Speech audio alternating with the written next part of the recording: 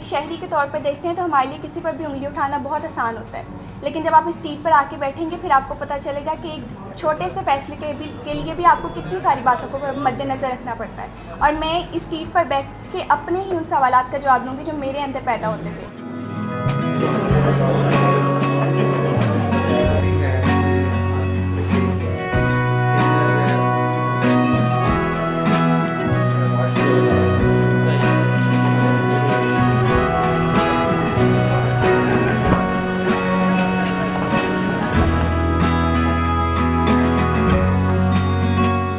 میری جو پہلی پرائیورٹی اگر آپ ایز اے ڈپٹی کمشنر مجھ سے پوچھیں کہ آپ کی پہلی پرائیورٹی کیا ہے تو وہ میرے لیے فیوچر آف فیصل آباد ہے۔ اس کے لیے ہمارے جو اسٹوڈنٹس ہیں، ہمارے جو بچے ہیں، چاہے وہ اسکولس کے اندر ہیں چاہے وہ آؤٹ آف اسکولس ہیں، دونوں کو ہم فوکس کریں۔ دوسرا جو تھا وہ یہ تھا کہ ایک اوور آل پرسنالٹی ڈیولپمنٹ کو سامنے رکھتے ہوئے وہ بچے جو پڑھائی میں بھی ایکسٹرا آرڈینریلی پرفارم کر رہے ہیں اور ایکسٹرا کریکولر ایکٹیویٹیز میں بھی آرڈینریلی پرفارم کر رہے ہیں، ان کو آنر کیا جائے ایک دن کا ڈپٹی کمشنر بنا کے۔